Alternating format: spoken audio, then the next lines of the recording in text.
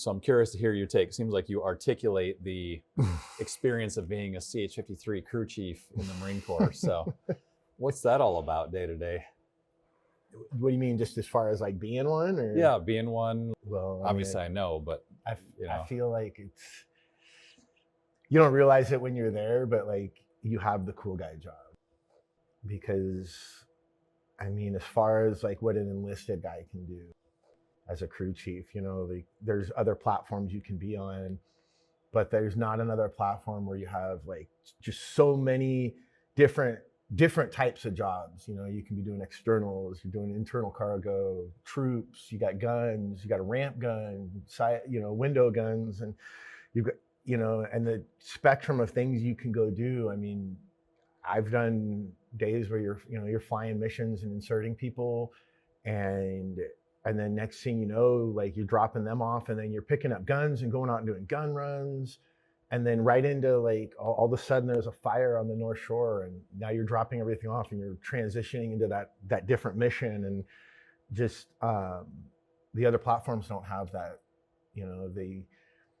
They do other things. I mean, the Frogs, they were a little more versatile. Mm-hmm. Those guys they do fire bucket with us, and but everything was so limited, being medium lift.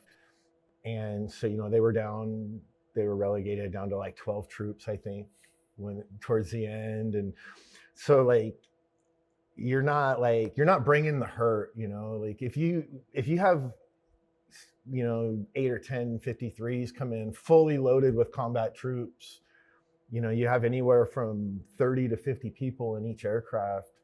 When they set down, like hell's breaking loose. Mm-hmm. Like, first of all, you come in flying, it sounds like dragons coming in, like what I imagine a dragon would sound like. Mm-hmm. Just this roar that creates this just dust cloud, even in a place where there's no dust. Like mm-hmm. Their dust finds its way, and like the bad guys know when the ramps go down that, I mean, you can have troops, vehicles, there's any number of things that are going to come out, but no matter what comes out, all hell is going to break loose. Mm-hmm. Whereas, if you have 10 Hueys come in, sure, they're, the little brothers, the Cobras come in ahead and blow everything up. But like, if you're bringing troops in a Huey, you're bringing 4 or 5 guys per plane. Like, it's a specialized mission. Mm-hmm. They're not, rolling in to just take over a town. But being on a 53, like, I just felt like it was so much cooler because just again, the versatility, you could go out and you could be fuel resupply for the little birds. You could be doing externals, just any number of things within the mission. And you're in like a Cadillac basically, mm-hmm. I mean, we had the D's in Hawaii, and then, but those are gone now. But like with an E, you just go over the horizon, and if you need fuel, the C-130 comes and you fuel up with them. And, it's just this, it's like having a cool car, you've got the cool plane that, you can fit as many people as you want. It's like a station wagon, you can fit everybody. It's all utility, you mm-hmm. fit all your shit and all your friends and go out. But, I just always thought it was cool being on 53s over anything else. Just, again, being able to do all those different missions. Mm-hmm. And again, you're the cool guy. Like, even the guys that are in the maintenance department don't get the real taste. Like, they get to work on something cool, and then when you get out of the military, you've got a skill that you can use on the outside. But like, even they don't even get the taste of, when you have like a school day where one of the elementary schools on the other side of, like in Hawaii, we'd go over to Maui or the other side of the island or something, but you'd fly in and you land in the middle of their schoolyard in these giant helicopters, and you get to just cruise out in a flight suit, and like all the young teachers are all smitten with you because you're like Tom Cruise, and like, you're not quite a pilot. Like, you're a little more accessible than a pilot. Pilots got higher standards, whereas like a crew guy, they're just like, oh, this guy's dirty. Like, he's cool. Like, he doesn't care if I'm a little unkept or whatever. Mm. Like, but You know, it's just like there's that other aspect to it where, you know, you fly in someplace like that, or you go to an air show and like everybody's pumped to see you, you know, like you're kind of like a fireman, you know, you land, everybody wants to meet you and check out the truck, you know. You pull in a 53 and land, and everybody wants to go see inside of it, sit in it, and I don't know, I just felt like it was a cooler job, you know. Like I could as an enlisted guy, you can't go be an F-18 pilot, you know. You can't go flying around on like the cool jets. So like it's the coolest of the helicopters.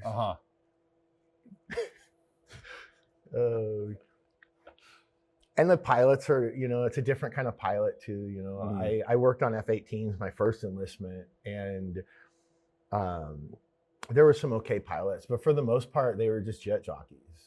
Like they were just there to climb in the saddle and have you strap them in and go, and like they didn't care that the amount of work that you were putting in to get the bird ready or to get them out of the chocks.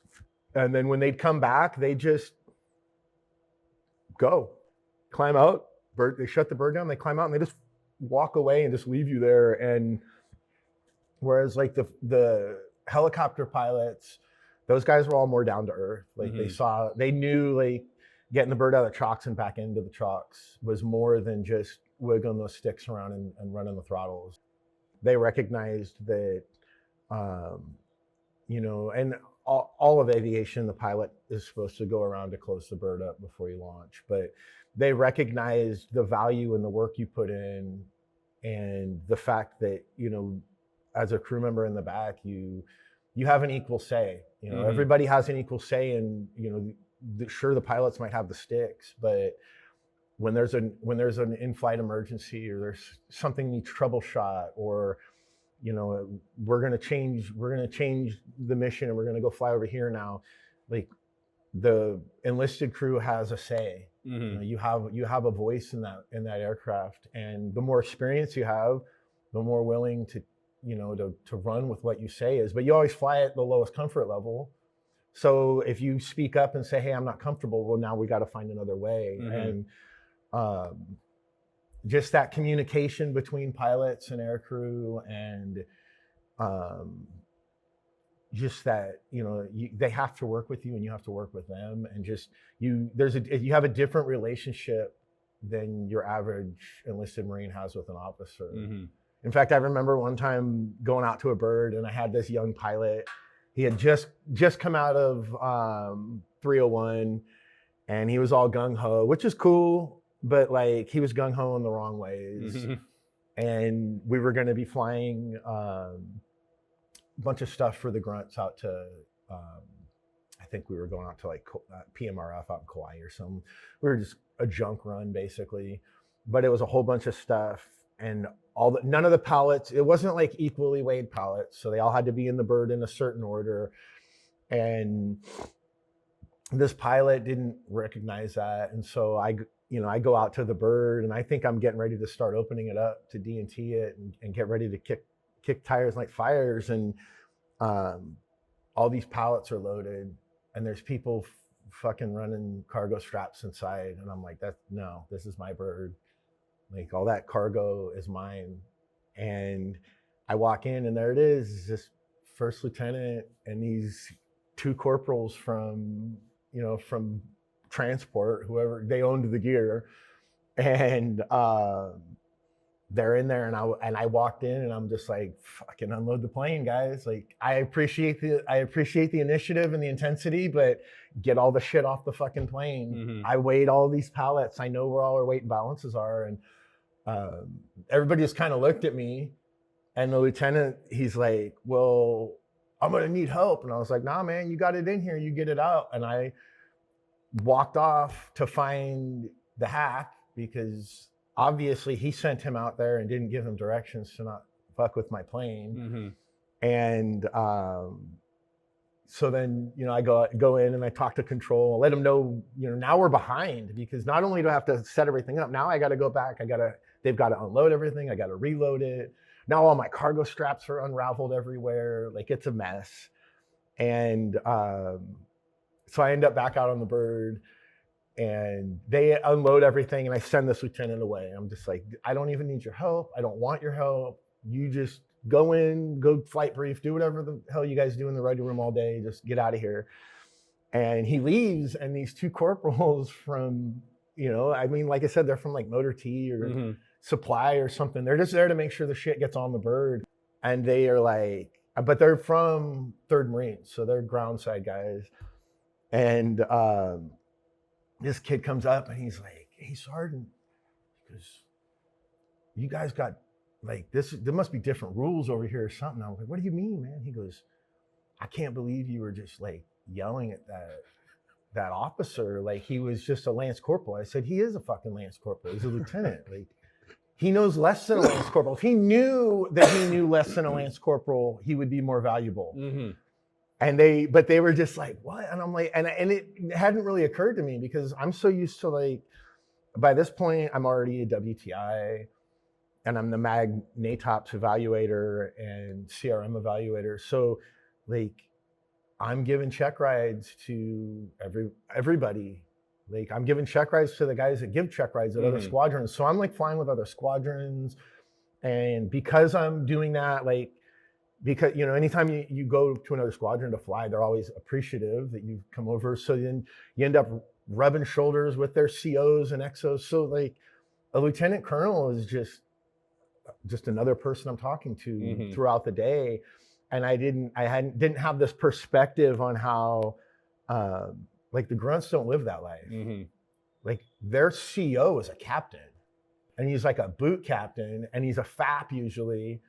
And he's someone from, from aviation that gets sent over there to do a forward air controller job or something for a year. And he ends up being a CO for some grunt unit.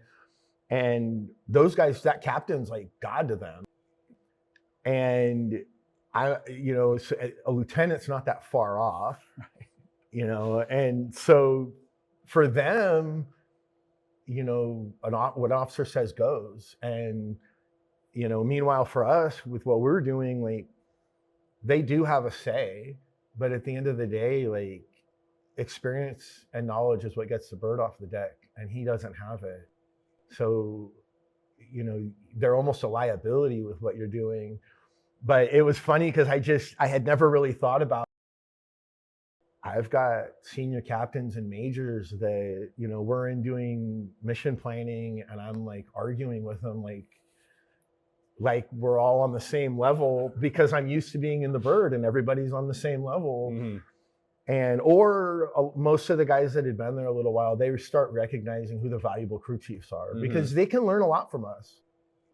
I mean, we can learn from them too, but really they learn a lot from us as far as, even just, each gauge, they always had the tape on the gauges and knowing like, it's okay to be in the bottom end of that row because this bird does that, and just learning little nuances about each individual aircraft or like where you can run these systems because they're so used to, well, the book says it should be here. Yeah, that book was written when this plane was new. This is not even like a used car at this point. This is something that should have been sent off to the scrapper years ago, but we're still going to keep it on the road. And which with that comes, sometimes the check engine light's on, dude. Like, but we know that it's because of this, so it's okay. And they start to kind of learn a little bit about, the platform itself from the crew chiefs when they choose to. Because a lot of them don't choose to. You have your guys that want to be pilots, and they think that makes them cooler than everybody else. And those are the guys that they never get to be a line chief, like a line OIC or airframes, because even the higher officers recognize like those are the guys that end up at ops writing flight schedules, because they can't send them down to maintenance because they'll get eaten alive. Like you get one of those officers that doesn't treat the troops right, and you put him in maintenance, and it's gonna his life's gonna get real hard real quick. Like you got to be resilient to be, especially if you got a flightliner and avi shop, the two biggest shops. You got to be resilient. Like you can't get upset just because somebody got in a fight on a Saturday night. You got to be happy that it was only 2 fights and 2 people and not the entire shop out in one big fight together. Like you gotta take your wins where you can get them. But yeah, no, that story was funny to me just because it's, you know, you get that perspective of like, man, I guess I'm living in a different Marine Corps than these guys. Mm-hmm. You know, we're in the same place, our money comes from the same place, but we're living 2 very different lives. Mm-hmm. It seems too, like we've talked about a bit, it's funny how people who are not in that realm, like elsewhere in the Marine Corps, you know, the grunts call us wing nuts or, you know, whatever it is, they just think we're lazy and all that. And it's so funny that it's like they have absolutely no idea what's going on for us on a daily basis, what's on the line, level of accountability. Well, and then they like, I always love the grunts would like, they'd be like, oh, you're air wing. Oh, you got the easy life. But the funny thing is those dudes would like, I mean, it sucks being grunt.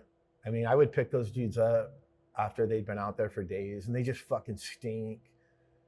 And you know, at least one of them shit their pants. Like, it's just, it's a foul situation. And like, I'd look at them and be like, man, like these dudes have been stuck in the shit. Like, this sucks. Meanwhile, like, and that's part of why they'd be mad at us. Like, oh, you guys go back to your bed every night. Well, yeah, you're right. But at the same time, like those dudes were never like in combat. Yeah, no, like being a grunt in combat, like those dudes are out days on end, like sleeping when they have a moment to sleep. Mm-hmm. But like when you're in CONUS back home, those dudes never work past 1600. And on Fridays, they're out of there at like 1300. And you know, their days, sure, it might suck to get up every day and run at 5. But like, you know, like as a crew chief, if you're doing tests and you've got a bunch of down birds and they know like we've got to test at the crack of dawn. Mm-hmm. Well, if sunrise is at 6 and they want to have the head spinning at sunrise because that's the earliest you can release, they want that motherfucker turning at sunrise, which means you're there at least 2 hours prior. So now you're there at 4 a.m. and you're setting up VATS gear and you're setting, you know, you're opening the bird, hoping to God that maybe night crew hooked you up and made sure everything was serviced. But usually it's not. And so then you're there at 6 a.m. And if you're like a test guy and you're good at it and you have multiple birds, you don't get to just fucking leave for lunch. Like those dudes shut down operations at 11 until 1. Like I knew very few grunts that when they were CONUS did not have a 2-hour lunch. And meanwhile, like we had a freaking, the chow hall hut right there on the flight line that was open for 2 hours. And you wouldn't even have time to get over there and get food. And it was walking distance. So like you're not eating. So you have to be prepared and bring stuff in your helmet bag. But you could feasibly, and I've done it multiple times, like test from sun up all the way until sunset and like never have time off, no time for food. Like if you're taking a leak, it's out the fucking hellhole flying. It's not like I get to run in the hangar. I can throw a rock and hit the hangar, but I don't have time to go in there and take a leak. And then even if you get done at 1800, when the sun goes down, there's going to be like, you can still do adjustments and maintenance. So now like, sure, you're not testing still, but if the birds are down, the birds are down. Like you got to fix them. You know, those guys, they weren't working 18, 20-hour days for weeks on end, like unless they were in combat. And for us, like, it doesn't matter if you're in combat or CONUS, like, it's the same thing. If you want the birds to fly, you have to work on them.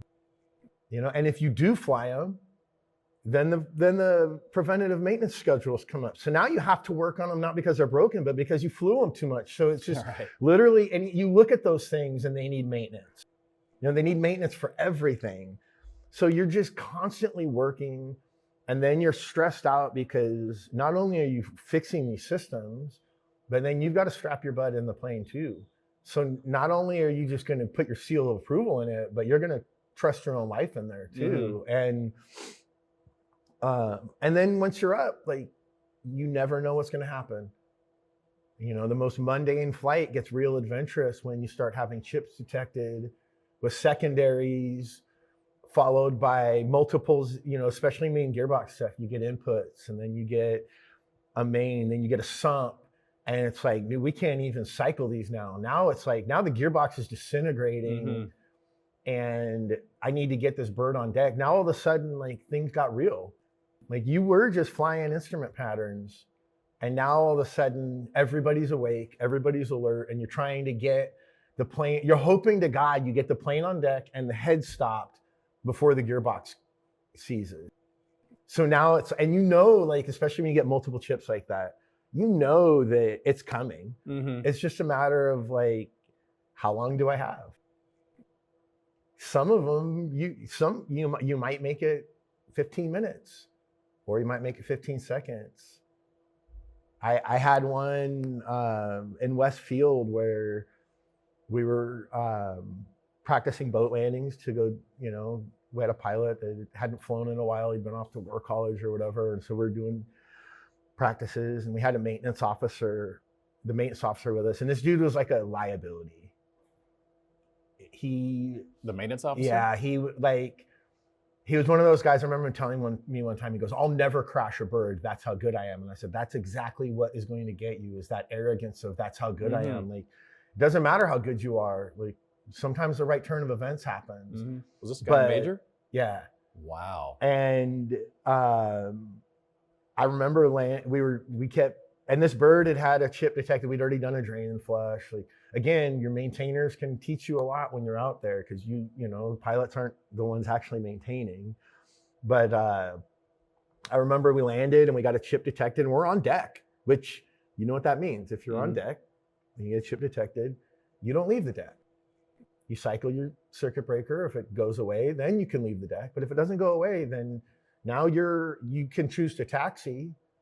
But according to the little book we all carry around in our leg pocket, it says that if you're on deck, you have to shut down and inspect. And this guy's like, "No, we're not going to inspect it." And I told him, I was like, "This bird, we just did a drain and flush. We've had chips problems." They said, "Might be a gearbox coming apart." And he's like, "Oh, I don't," he didn't want to taxi across the runway, is what it came down to. If you remember taxiing between Westfield and, like, even if you had to go to the bird bath or whatever, like, now you're dealing with tower. They always wanted to go over to the 101 pad, because then once you touch down at the 101 pad, you're out of tower's control. You can just taxi, do whatever. And so he's like, "Well, we're going to go to 101 pad." I'm like, "Nah, sir, I don't think we're on deck. Like, I think we're chancing fate at this point if we do that. I know too much about this plane to allow that." And he's like, "No, we're doing this." And I said, "No, sir, we're not." I said, "I think you're forgetting, not only do I know the crew resource management rules, but I'm the fucking squadron's enlisted teacher. And we all have an equal say. And I'm saying, no, you're not going to pull collective." And his response was coming up. And I watched him start to pull collective, and I was up in between the jump seat was flipped down. I was up in between the broom closet walls, and I just reached up and I pulled both engines offline. And so now we don't have an APU up. So all we got to do is drop below 97% on the head, and now we don't have electricity. So we don't have a rotor brake or any of that shit. And so I just, again, like I said, I just pulled him offline. And he was so mad. I could hear him, like, he's yelling at first, and once they're offline, like, they're offline now, dude. Like, now you got to go through a whole startup procedure again. You're not just going to hit them. You're not going to knock those things back online. Right. And he was cursing me, and so, you know, we don't have ICS because there's no APU up. And so I opened my door, and I just unhooked from ICS. I take my vest off, and I walk outside the blade arc with my fire extinguisher, even though there's not going to be a fire at this point. Everything's turned off. But the head, you know, so the head's just slowing itself on its own. And we get down to it was maybe 5%, like real slow, and the gearbox locked up. And the gearbox locks up and this whole bird turns like 2 to 5 degrees just on its spot. The nose tire just slides over. And I mean, and it's like, you could hear the gearbox as it was slowly going. And you know, sometimes you can hear gearboxes a little bit anyway, but you could hear it and then it just ceased. And I just looked up in the cockpit and he's looking at me, and I knew, I'm like, if I would have let him pull power, first of all, like, so I rolled the dice with this major multiple times. This was not our first encounter where there was insubordinance perceived on his part from me. But I always, whenever I rolled the dice with this guy, it was because I knew better, and I'm like, if I allow myself to sit down and just let him push me over on this one, we're gonna pay for it. And sure as shit, like if I would have let him pull collective, we would have been somewhere over the freaking sandbar about the time that thing seized up. And I mean, at that point, you're just a leaf falling. And I mean, sure, it's fairly survivable, but I'd rather just not test it. Right. You know, like I'm happy that my vest never got wet, you know, aside from rain or something. But yeah, no, that guy, like, and he was still so mad at me. And he was yelling at me in the bird, and I just started grabbing my gear. And I can't remember who the crew chief was. I had a junior crew chief with me, and I told him, while the major is still yelling at me and I'm getting my gear, and I told him, I said, this is exactly why I enforce with you guys that when you get in the back of the plane, you do not allow them to bully you. I said, you just saw firsthand why I do not allow people to bully me or my crew chiefs. And this major's like, where the fuck are you going? I was like, I'm going back to the hangar. And I just walked out the fucking ramp and just started walking. And I get almost to the runway crossing guard shack spot for the road. And my maintenance officer, Master Sergeant, shows up in the squadron pickup, and he's like, heavy Mexican accent. He's like, Sergeant Logsdon, what are you doing? I was like, well, this is what happened. I told him, and he goes, well, okay, let's go back to the hangar. And it was that easy. He goes, I guess, because cell phones were around at this point. So he's like, I guess we can't beat, I guarantee you he already called the CO. He goes, but we can get there before him and explain the situation. But it worked out where at this point he had already kind of run through his welcome with the way he pushed certain things, and they just, I didn't hear anything more about it. I think they kind of knew that I was that person where if they said more about it, like, okay, fine, if we're gonna argue, like, I already pulled the engines offline on a major. Like, how else can I smoke check my career for the day? Like let's put other obstacles in front of me and see what the impulses bring out. Right.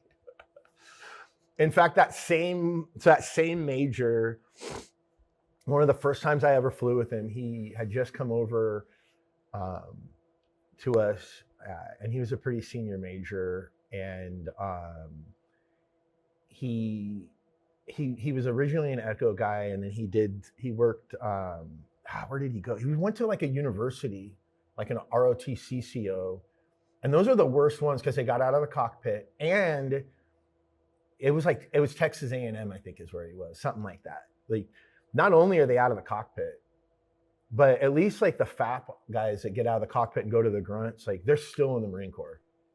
Like when you leave and you go to Texas A&M or someplace like that for 4 years as a ROTC CO, like you're not even in the real world anymore. Like you have, and the thing is, especially as a major, like that dude is walking the halls as a senior guy around. Like there's nobody to argue with him. So he's like a cowboy. But then he came to the squadron. He had just done all of his conversion stuff with us. Oh, he had done that prior to being at your squadron. Yeah. Prior to being our okay. squadron, he had been at the college. And then that's where he came to us from. So Uh-huh. he's doing not like a refresher, but like not even like a conversion. He's doing a conversion from Echo to Delta. Mm-hmm. But on top of that, it's a refresher too. So it's like a full syllabus because he hasn't wiggled sticks in years at this point. That sounds like a long time for a Oh pilot. yeah, a 3-4 year deployment or duty station with no flight, and then you get back in the plane. Like, it doesn't matter how many hours you have, like, you are going to be rusty. Even like the machines I have here now, these welding machines, like if I haven't used one of them for a while and I have to do some work, I will bring some practice pieces out. You got to do a little bit of practice, warm it back up before you start, trying to go at it. But he was like really into sports and football, and like, every brief with this guy was like, it had to be football related. And I fucking can't stand those guys, because those guys use these football monikers and all this shit because they're incapable of having a conversation that's deeper than that. And most of us that don't follow sports and all of that kind of crap, like, I'm not Rudy. Like, I don't need a team meeting, like, to rile us up. Like, you want us to have good morale, like, don't treat us like shit. It's that easy. But he's always be giving these pep talks, but we went out and we flew. I remember I was flying with you remember Selena Maxwell? Yeah. So she was flying with me, and I used to give her, I rode her ass hard because when we first were at 463, like, I noticed there was this culture of like, they treat the females different. Like, the females didn't have to do the hard jobs. They got to do the jobs they wanted to. And, oh, no, we're not going to send her out to work on this fuel control because the engine's box is too big. We'll send her something that she can do with a D&T box. And I noticed that, and I'm like, no, fuck that. Like, we're all going to get treated that's why the Marine Corps is so great. Like, there's no racism, there's no sexism. Like, you're just all treated like shit. And, but the thing is like, because she went through flight training with me, so I knew what she brought to the table as far as potential and abilities, and she wasn't living up to them because people would just let her just do whatever because she was a female. And so I would ride her hard, like, and she hated fire bucket with me, like, to the point where one time she didn't want to do fire bucket and like essentially sabotaged the bucket.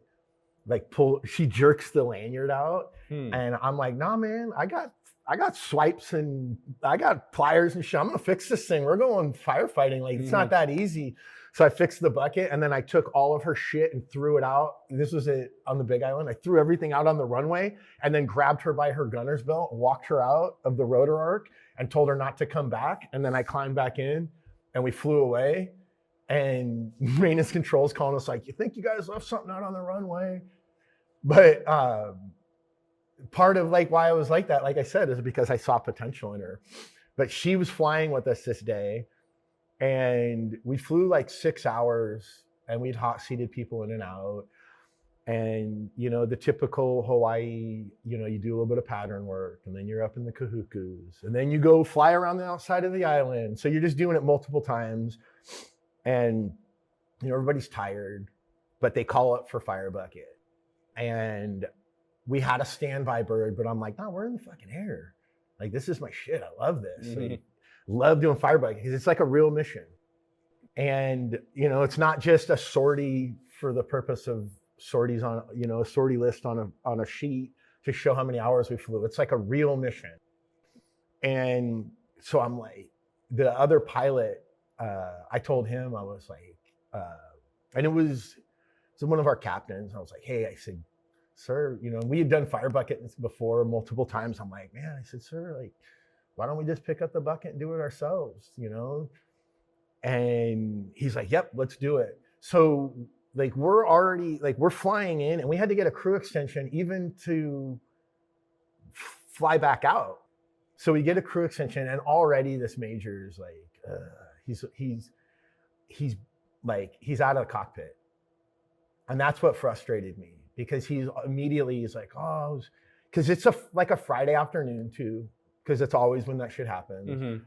But he's immediately talking about like, oh man, I had these plans tonight, and I was thinking about this. Oh man, like if only I could be taking a shower right now, and just things like that. And you know, at first we pick up the bucket, and we pick up 2 buckets because we got another bird up in the Kahukus, and they've never done fire bucket, but of course I'm like, and they're 2 of my like sharpshooters, like they're good fucking crew chiefs. I'm like, all I need to do, these guys have done externals a million times. All I need to do is just give them, these guys are smart enough, I can give them a quick 2-minute brief, how to use the bucket.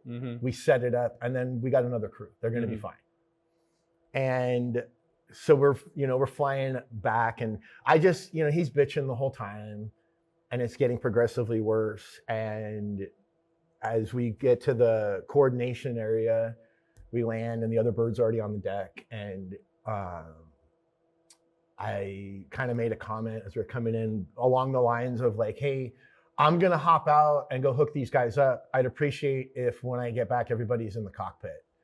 Like if we can all be back focused on the mission so we can make it out. And he just kind of like, I could tell he didn't like what I said and the way I said. I don't remember exactly what I said, but it was probably not super nice because I didn't sugarcoat anything. And so I get out and I show the other guys how to work it, and I get them out and get ours set up, and we start pulling picks. And we get our first 2 picks in, and then I have a release issue, hitting the button and it's not releasing. And so in his mind, it's like hot ticket, we're about to be out of here. So we fly back around, and of course, of the 2 buckets, I grab the one that breaks, which is probably for the best, because the other guys, I'm telling them how to use it. They're obviously not gonna know how to fix it. So we go back to the coordination site, and this pilot has it in his head, like, we're gonna land, and he's gonna unhook the bucket and put it in the plane. He's telling me this, and I'm like, no, we're not. Like, I'm gonna land, I'm gonna rewire the switch, and then we're gonna go back and do these picks.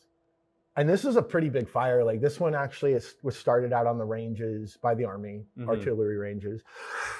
But the wind had picked up enough where it was on the, like north of Eva. It was coming down the hill into where like, it's like wild Hawaiians, it's like a village. They're houses, but you could only call it a house because it's hooked to the ground, Right. It's just very, very, very rural, and which is different than a mainland rural. But like these people's houses catch on fire, like it's a real problem. So, in my mind, I'm like, hey, we're going to stop this fire. Like, to me, we're doing a real mission. Like, there's no way I'm leaving here. Like, you're going to have to drag me out of here. So we land, and he's telling me that the whole way, just how, get it in. And we land, and first thing I grab my box, and I go out there, and he's yelling at me through ICS to hurry up and get in the bird. And I'm like, I'm not getting in the bird. And he's like, I'm telling you, Sergeant Logsdon, get in the bird right now. And I was like, sir, I don't give a fuck if you want to cry for the next 5 minutes or so while I'm doing this, whatever you got to do to get this out of your system. He said, but I'm not getting in the bird until I either fix this thing or it's completely fucked. And it's not completely fucked yet, but I'm not getting in the bird until this thing's good to go. And we're not flying back to Kaneohe. We are going back to the reservoir and doing more picks. And he is fucking furious. And this captain, the captain's on the same sheet as me. He wants to go fly this mission. But this major is like, and that's the thing, like, especially with officer culture, like he's letting himself be bullied by this major this major just came to our unit. This captain's been at our unit from nowhere. This captain's been at our unit. He's deployed with us. Like I trust him. He's a hack, and he's given check rides to people. He knows what he's fucking doing, and he's getting bullied. And I'm like, I don't even care. I'm a sergeant. I'm a WTI, like I have all the quals in the world. So like I can get away with a little bit of shit talking. But like in my back of my mind, I'm just like, you know what? It always works out. I'm just gonna stay on the path and it'll work out. So this dude's fucking pissed at me. Well, we end up, I fix the bucket, we start doing picks, everything's good to go. The other bird has a maintenance issue, so he has to fly out. Then Honolulu Fire Department, they have a little Hughes 500. It reaches its crew date. They don't get extensions, so he's out. The Army Blackhawks, they start dropping off for crew day. In the end, we end up being the last aircraft still out there, and we put this. So then we get done, last of it's out, everybody on the radio is all pumped about us, and this pilot's still grumbling, still upset, can't stand what we're doing. And so we land in this coordination area, and I'm putting everything up, and the fire marshal people, they're calling me over. So I go over and they're like, hey, it's Honolulu Tribune or whatever, the main Honolulu newspaper is. He's like, one of the reporters over here, they want to see if they can get a statement. I'm like, oh yeah, of course, hell yeah, man. So I go over there and I'm like, and he asked me for a statement. I just give this statement. I list everybody's name. I'm like, we're just happy to help out. None of us are from here, and I know that a lot of times the Hawaiian natives are not exactly happy that we're here.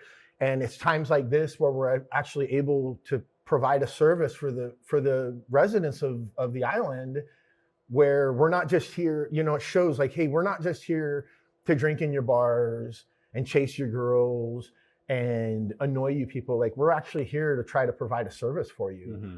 And so I go through this whole statement. I don't think anything else of it. Get on the plane, and I'm in the back of my mind, I'm like, I'm looking for like a charge sheet in the morning, because I've said some shit that I can't take back on the plane today, like over the course of the day. So we go back, we land, it's after dark. It was like a 9 or 10 hour fly day. And so it must have been it was a Thursday, because the next morning, we had to come in the next morning, and I get in, and my staff NCOIC comes up, and he's like, hey, I'm not sure why. He says, but your presence specifically was requested at the officers meeting this morning. I'm like, oh shit. I straight up asked him, I'm like, do they ever do like NJP's add-on officer meeting? Like, am I about to get cooked or what? And he goes, I have no idea. He goes, but the CO is the one who asked for you to be up there. I'm like, oh yeah, no, I'm fucked. Like, this major called the CO last night. They had a talk. Like, they're going to crucify me in front of everybody. Mm-hmm. So I go up there and I just sit in the back and I'm just real quiet. And they go through their whole thing. And Colonel Semph was our CO at the time. And he was this guy, you never knew what his mood was, because he was always exactly the same. Whether he was angry or happy. So you're like, you couldn't just gauge what his mood was by his facial expression. So, and he's just very serious, at the time I didn't realize it, but he was a really good CO. Mm-hmm. Like, he gave a shit about us. But, and I had been in trouble with him before, to the point where I was sitting in his office and he told me, he's like, gosh. And it was like this line from Heartbreak Ridge that a lot of people wouldn't know, but I knew it because I'd watched that movie as a kid so much. And I felt so good to hear it. But he had told me at one point, he's like, I wish I could put you behind a piece of glass that just says break in case of war, because essentially he thought like I was trying to be like a Vietnam vet and just be in fights all the time and throwing parties on the roof. So like he and I already had this relationship where he's like questioning my motives on how I behaved. And so I just think I'm cooked. We get through the whole meeting and he pulls out the newspaper and I'm like, okay, what's the newspaper here? And I can see he's got it. And on the cover of the fucking newspaper is a side profile of our bird from the day before. And they had taken it whenever I was either setting up or breaking down. I'm out there messing with the Bambi bucket in the plane. And then he has this in his hand. He goes, and he asks, he goes, is there any other business? And sure as shit, this fucking major, he raises his hand. He goes, I have business. I'm like, here we go. I knew it. Here we go. I see the paper in his hand. And he goes, I wanted to discuss, he goes, and I wanted to get some input from the other officers. And this dude, I can tell, like I could tell that he had ruminated on it all night long. Like he had been plotting, like he was excited to bust me. And he's got this papers and he stands up and he's in front of everybody and he goes, oh, and I see he's here. I'm like, oh yeah, here we go.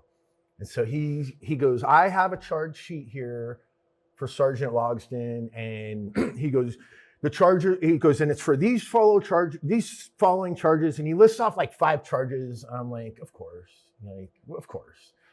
why wouldn't it be? And the CO, he like had this weird way that he would stand, he like cock his hip, and he'd have his hand on one hip, and he's in that, and like you always knew when he was standing like that, someone was about to get a lesson. Like it was like the precursor to him chewing somebody's ass. And he's got that stance, and I'm like, and it hits me, I'm like, well, that fucking newspaper has something to do with what's going on right now. And then I start to realize, I'm like, I think the newspaper's about to save my ass. Well, sure as shit. He goes, I'm gonna read off the incident from yesterday. He goes, this is my incident report for the charges. And Colonel Semp goes, Major O'Doherty, let's hold that for a second. He goes, I actually, it's funny that you bring Sergeant Logsdon up. He goes, he was actually my next subject matter as well. So he goes, so it's good that he made it to the meeting this morning. Nice to see you, Sergeant Logsdon. And I'm just like, oh, fuck, man. Please don't like drag this out. But at the same time, I'm like, the fact he mentioned and didn't like piggyback off of it, I'm like, oh, maybe this is good. So he goes, I want to read you guys a statement from the newspaper. He goes, this is a quote. And he reads this quote and he goes, who knows who said that? And people are figuring it out, somebody goes, I'm guessing it was Sergeant Logsdon. And he goes, yeah. He goes, that's what Sergeant Logsdon had to say. He goes, it's so funny. He goes, because we have this major over here who's so adamant about how disrespectful he is. And he's wanting to charge him. He goes, and meanwhile, he goes, he mentions him directly in the statement and how each of you is just so happy to be here and blah, blah, blah. He says, here's what you're going to do. He goes, I don't even care what's written in that charge sheet. He goes, everything that you wrote down that you were trying to use against him, he goes, you're going to flip the script. He goes, this afternoon we're having it. He goes, we're going to have a formation. He goes, and he and Corporal Maxwell are going to both get Navy Achievement Medals. He goes, and your warrant that you've written up for your charge sheet is going to be the medal warrant. He goes, because the fact that he said he goes, and I already know the whole story because the captain had briefed the CO. He goes, I already know the whole story. He goes, I already know what was said. I already know what your responses were. He's like, and the reason he's getting a NAM, he goes, because somebody needed to keep their fucking head on a swivel in that plane and keep it focused on the mission. He goes, and it happened to be a sergeant today. He's like, so he goes, you're going to spend your morning doing that. And I just remember sitting there. I'm like, what a fucking roller coaster of emotions. First thing in the morning to go through. But then at the same time, I'm like thinking like, now I can't dip out early because now we're going to have this fucking formation.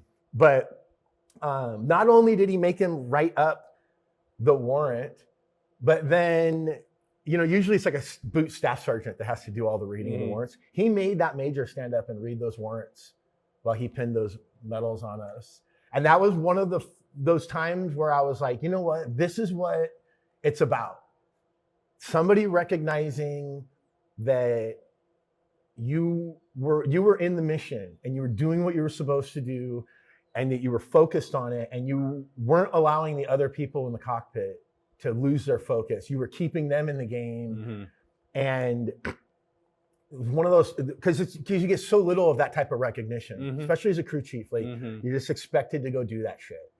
But for him to do that and to do it so publicly was awesome. Because like I said, only 2-3 getting talked to about a whole nother incident that, was just me being crazy on my free time.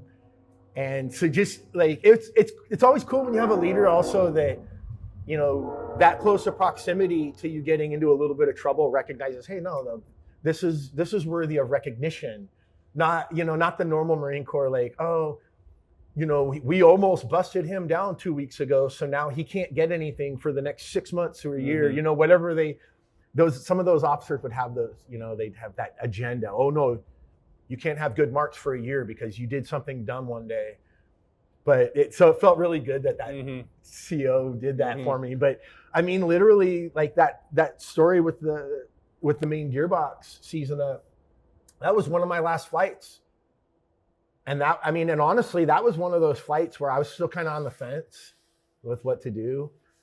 But then I was like flying 75, 80 hours a month, and like having these near misses constantly. And that was one of those times where I was like, you know, it's not gonna be me and my lack of effort that gets me killed in this plane. It's going to be somebody else's complacency or lack of effort, and I'm going to be collateral damage. And even, like I said, even as a you know, an instructor and especially as a CRM instructor, you're teaching the whole squadron that crew resource management. And when you start to realize it doesn't matter how much you do it, how much you push it, how much you argue with these guys, some of these guys are still going to, they just think they're invincible. And those are the guys that take everybody down with them. And I just kind of hit that point where I was like, man, the only control I have is, do I fly or not? And there is absolutely zero chance in hell of me staying in the Marine Corps and not flying at this point. You don't want to be the top gun and then just go backwards to like the guy, you know, you go from the guy doing the launches, you know, you do a max takeoff and everything taxis out and you're just waving goodbye to the maintainers who just get to watch you go flying. I'm not going to switch seats. Right. You know, like go from being in the parade to watching it. Screw that. I figured, I was like, I have to, if I want to be out, I need to be all the way out. And that was when I decided to leave, because it was never a career. It was always, I'm having fun. I love the guys I work with. I love the things we do. Like, had a good team. You know, you get it, especially when you get a good maintenance team together and you're like, you just flow. But then there's still like, you know, it's like, when it stops being fun is when it's time to go. And it stopped being fun when, you know, there's near misses and, you know, you're almost plowing, you know, you can almost hit the tree line all day long and it doesn't matter. It's the one time you do hit it. And when you're, you know, and when the almost is getting closer and closer, and it's like, you know what, there's a point where you have to speak up for your own safety. And it really just came down to, it was time to go, because there was bigger and better things afoot for me. And, you know, I never bought into that, like, this is the best you'll ever be. This is the most you'll ever do. Because that's like saying, like, I mean, essentially it's like telling everybody there, you got a bunch of 22-year-old guys, you're like, this is the best you'll ever be. It's like telling them, it's like somebody that peaks in high school. You know, like, you're telling them, like, this is the best you'll ever be. Like, why would you tell your people that you want to be the best? Why would you tell them this is the best you'll ever be? I'm not cultivating anything. I'm just squeezing you for what you have in you right now, versus why don't I cultivate something in you so that you're as valuable as you can be here. And then when you go out and you leave, that you can be valuable to yourself and your family. Because a lot of us get out, you lose your purpose. You know, and it's a weird purpose anyway. Your purpose is just to make sure that the planes can fly and go flying. And then you get out and you're like, I don't have a purpose anymore. And the reality is you do have a purpose. You have the same purpose. It's just, you're just working it in a different medium. You still have to be who you are. You know, the world still needs those leaders, and you've gone and refined it. And now you're just transiting yourself into another medium, doing a different job, or you're doing the same job just as a civilian. But, you know, there's a lot of guys, I think there's a lot of wasted talent because they don't know how to tell themselves how valuable they are, and that when they get out, like, I bring a different value. Like, and the civilian sector recognizes, like, I have friends that will only hire veterans because they work in industries where sometimes you find yourself where you ran out of work, and a civilian will just be like, well, I don't have anything to do, so I'm just going to sit down and just wait. And like somebody that's a former military, they're so used to being under that thumb that if they don't have something to do, they might pick up a broom, or they'll clean their area. They might take the trash out, like little things that most people, like most employees will just skip taking the trash can out. And whereas a vet is like, if I don't take it out, someone's going to get yelled at. Like, I'm not doing anything. I'm just going to do it. So there's like a self-starter aspect to it that comes with dealing with veterans that you don't have with civilians. And so there's that value. And a lot of times people don't realize that they bring that value because nobody ever cultivated it in them. And so you have guys that get out and then it's this wasted opportunity. Like, someone was so good when they were in, and then they get out and they just become like a fry cook, or like, and you hear about stuff and be like, oh, I'm going to get a job just peeling gum or something. And I mean, even if you go to 20 years, you go in at 18, you're 38 years old. At 38 years old, you are entirely too young to just stagnate yourself on a couch, drinking Jameson and watching reruns of the military channel and thinking about the old days. Like, you're too young for that. And I mean, you still have more years where you can be in the workforce than you've put in.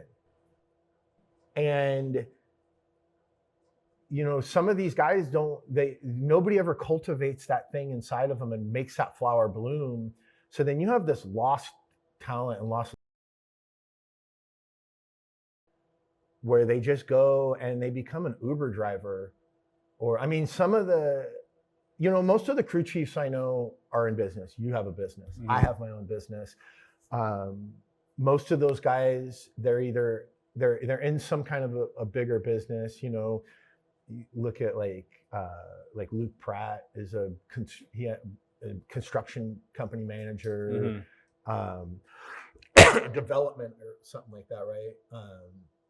You've got those kind of guys that they all got out and they went and they did further things because we were doing the cool guy thing. You had the cool job, and you know, you recognize, hey, I like doing cool jobs and having cool things, the exclusivity that comes with it. So I'm just going to go and I'm going to go find another cool job. I mean, I build toys for people, literally. Like, I went to the opposite extreme. I went from everything is mission critical. Like, even if we're just going out and picking up the sniper school from the Kahukus, it doesn't matter. Like, if you don't pick them up, they've been out there for 3 days. If for some reason our birds go down and there's nobody to pick them up, now they got to hump it out of there, or they got to get trucks. And those couple hours can turn into, you know how fast the weather changes there. Could be a monsoon, could be a heat wave. You never know. And sure, like, is somebody going to die because you didn't pick them up in the zone? Probably not. But you train like you fight. So everything has to be, you can't be a minute late, because if you're just a minute late or 2 minutes or 5 minutes late while you're practicing in the Kahukas every time, then you're going to go into combat and you're going to think it's fucking fine to be late because it's always been fine.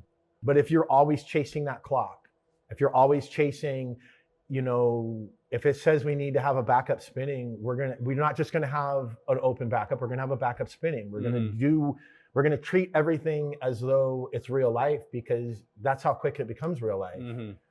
And like, you get out and it's a lot of the maintainers, they didn't understand it the same way we did. We understood it as differently because we were getting in that plane. We knew it had to be right to fly it to begin with, but we understood because we're picking those guys up. We see those poor guys that have been sleeping in the field for days, that are tired and worn out and like eating MREs, and just, you see those guys and what a shitty mood they're in, what a shitty life they're living. And so you understand, like, I need to be on top of this. And I lived that for so long that when I got out, I was, and I always told everybody I was going to have a hot rod shop. I have multiple pilots I knew from back in the day that will hit me up and they're like, I can't believe you said you were going to have a hot rod shop and you really have a hot rod shop. Fuck yeah. Just like I told my parents when I was a little kid, I was going to be a Marine and I was going to fly, and I fucking did it. Like, because I saw a goalpost and I chased it. But I was so I would wake up in the middle of the night yelling at Lance Corporals. Like, my ex-wife she'd be like, Nicoletti used to piss me off. He was an airframer. And then this kid Medlicott, Nicholas Medlicott, he was a maintainer that worked for me. But he was a good worker and he was a good guy, but he would just he's just so whiny all the time. But I wake up hollering at these guys in the middle of the night. And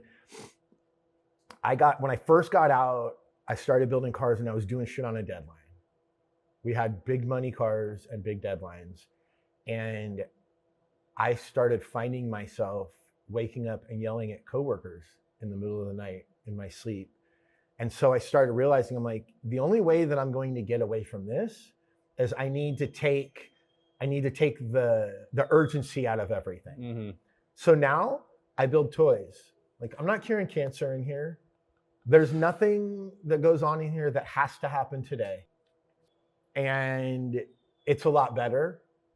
I mean, the customers all think that everything needs to happen in an emergency. And I have to explain to them, like, your Model A driving 2 blocks down to some car show on a Saturday is not an emergency. Now, if the car show is getting bombed out and you need to get down there and get some guys out, by all means, that's an emergency. I'll get your shit going. But that's not what we're living.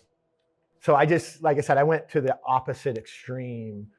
But then I also work alone because it's hell trying. I mean, even look at, like, when we were in and your maintainers, you get some shitty maintainers sometimes. Sometimes they've got good GT scores and they make it through the mechanic school, but they're just not a good fucking maintainer. They're not a good worker. You have to babysit them. They're the guys that would go out and try to fall asleep on a plane. And I mean, you could send somebody out to do 7 days and they're leaned over the tail, taking a nap. Like, I got no time for that. Like, we're going to get creative in a minute if I catch you. Creative is not the word you want to hear from a Marine. No. But I got to the point where here I was just like, you know what? There was a point where I wanted to hire somebody, and finally I was like, you know what? I'm just going to keep me in here. I can QA my own work. I don't have to worry about, because these cars are not like an airplane, but they are a little bit. There's a lot of mechanical items, lots of different systems. There's an avionics and a hydraulic and a power plants, just like an aircraft. It just doesn't leave the earth. But it can just as easily plow through somebody's house. It just does it from ground level. And so, when you're working on these systems, it's no different. It has to be perfect or you're carrying a liability. And so now I just work by myself so that I don't have to carry somebody else's liability on top of it. But it's cool. I get to be just as meticulous. Everything gets to be, I don't have to argue with anybody. There's no duty rosters to deal with. There's no PPE. There's not somebody fucking cutting the tip of their finger off because they thought they knew a better way to do it and did it their own way. So, yeah, but there are times where I miss having that good team though too, because nothing's better than when you get a group of these high functioning, you got to be fairly intelligent to get those MOSs to begin with.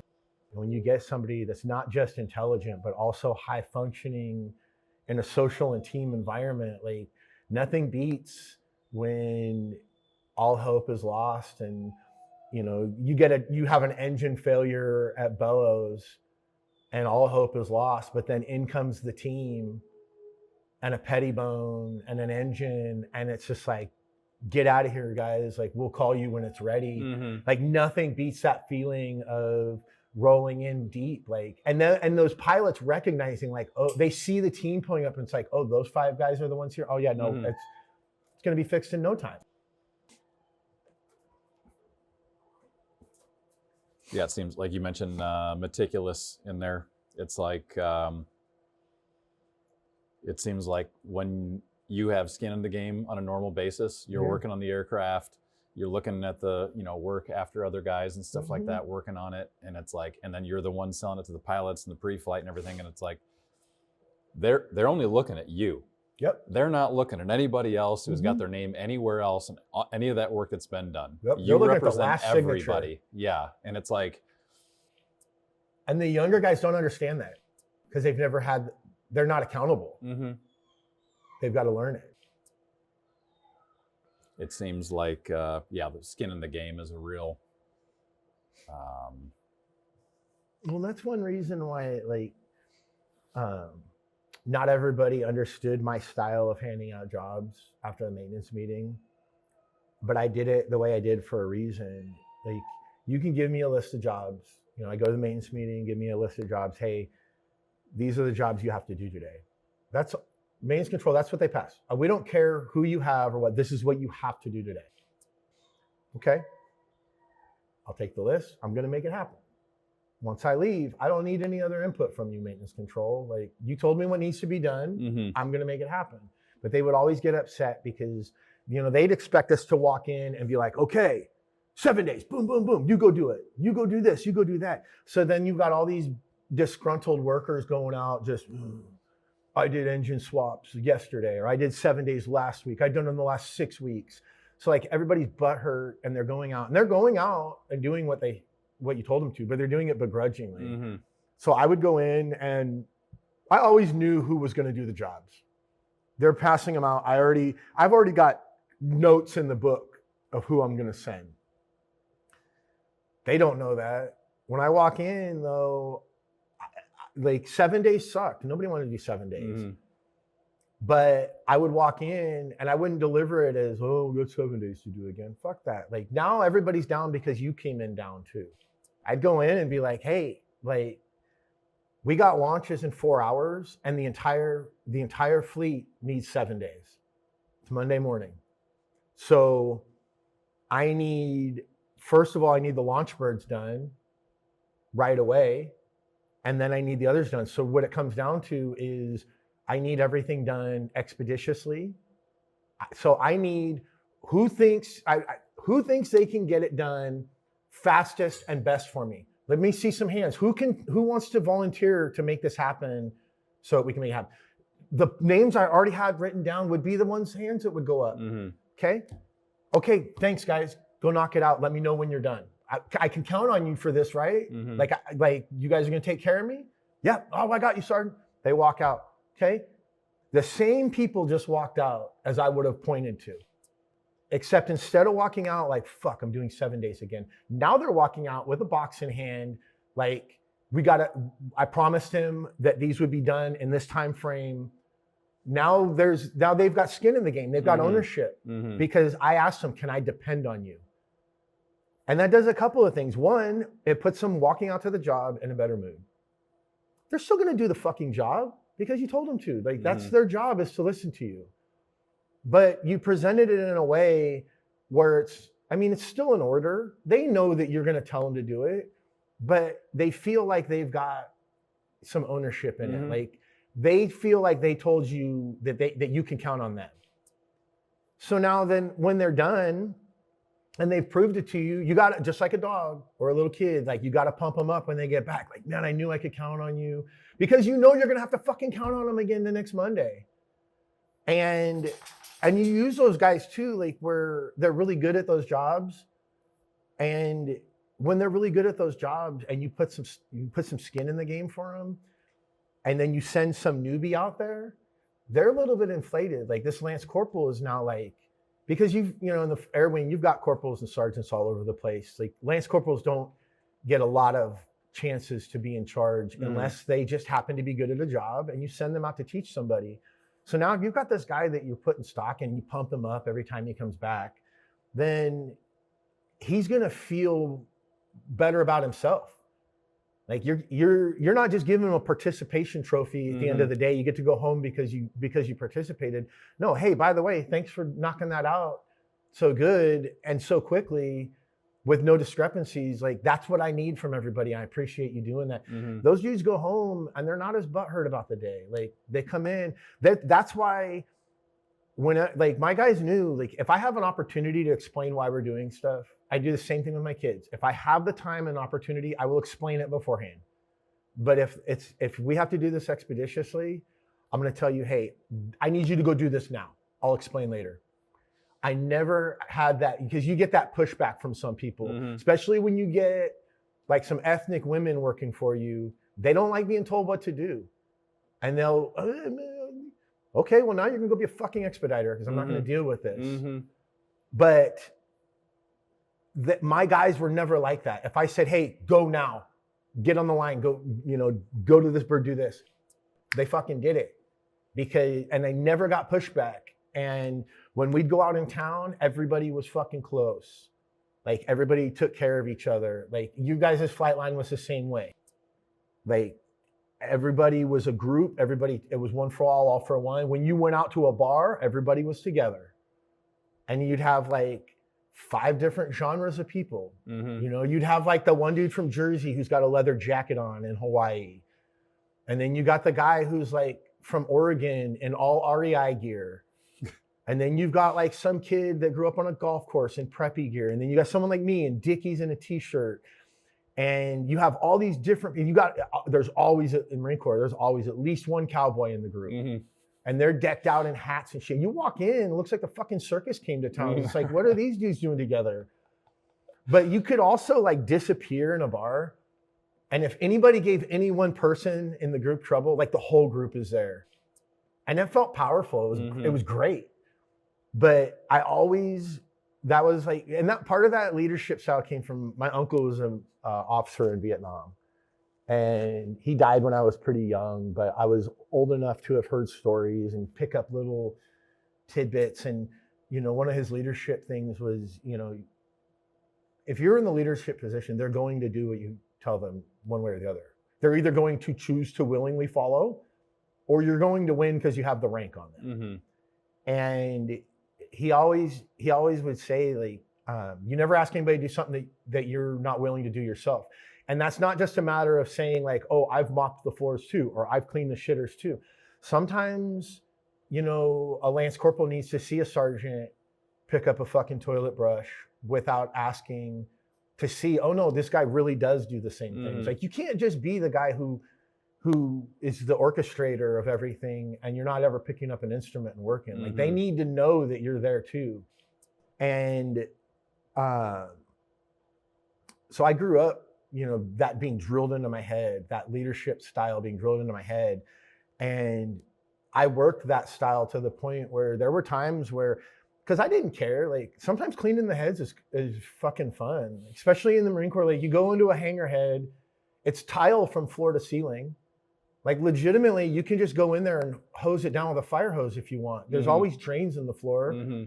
It's an opportunity. If somebody starts walking up to the head and they see that you've got it taped off because you're cleaning, they're going to get as far away as fast as they can because they don't want to potentially have to help clean. Yeah.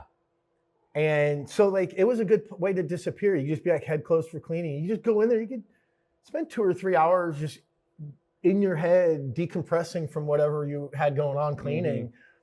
But my guys were so tight, and to the point where I remember one time going in and like to start cleaning a head, and one of my Lance corporals came up and he's like, hey, I got that. And that's when I knew I had succeeded in making my mission of making these guys this group. Because it's like, no, he knows not only like am I willing to do it? But I'm doing it, and hey, I'm not doing anything. I'm going to take that from him, because it's not just a respect for the rank, it's a respect for the person too at that point. And that's why I never had one of my guys rat on me. Like, I mean, because there's always something going on in the squadron. They're always looking for the junior troops to accidentally snitch somebody out. But my guys from day one, they all knew, and they all took care of each other. None of us would get busted. Like, it was known, like, if you go out and you do dumb shit out in town, if nobody opens their mouth, nobody gets in trouble. Just everybody keep their mouth shut. And so everybody would. It was great. And then you get out in the civilian world and you realize, like, holy shit, literally everybody is only out for themselves. Like, if it doesn't matter if all this dude is going to get out of fucking me over is a free coffee, that's enough for a civilian to fuck you over. And it's not always great. I miss those times. I miss having those times with the crew, go out after the Marine Corps ball, just everybody in blues, and just like take over the town. All the women's panties are just falling off because you're there.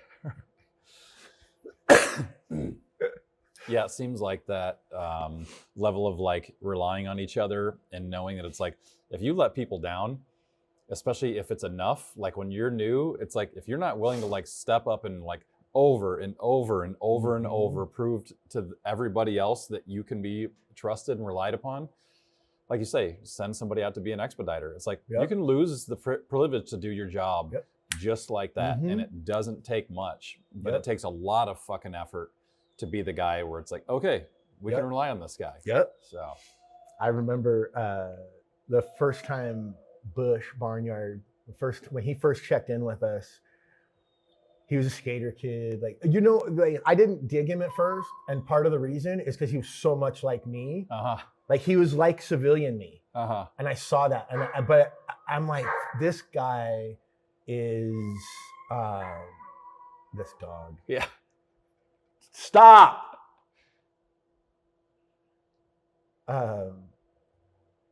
Barnyard. So he comes to work for me, and I'm just kind of annoyed with him because he's this 19-year-old skater kid, and I'm putting him on the schedule and trying to get him trained up out of 301, and and he's constantly annoying the shit out of me with asking, where's this book and where's that book? And it's annoying me because I already know all the information. I'm not processing it first. Like, he's actually trying to learn. He's asking these things because he's looking at what the mission is for the day, and he's trying to go and learn the things that he needs to, that he might get questioned on in the bird. And I knew certain, just regular burning holes in the sky, the younger guys, I'd send them out with whoever. But when you got into doing troop movements or doing like fast roping or spy rigging or any of those things where if you're not paying attention, somebody can get hurt really bad, those new guys, I would force them to be with me. And Bush was, he's this young guy, and I don't remember what flight we were doing, but he ends up on flight schedule with me, and I'm sitting at my desk working on the computer, and he's, he comes in, and I'm already annoyed, like, what are you fucking doing in the shop? Like, and he's looking for the flight schedule to see who he's flying with, and he goes, oh, sweet, I'm flying with Sergeant Logsdon today. And I looked over, I'm like, what the fuck do you mean sweet? I was like, are you fucking kidding me? Sweet? You're excited? Like, now your flight's gonna get interesting.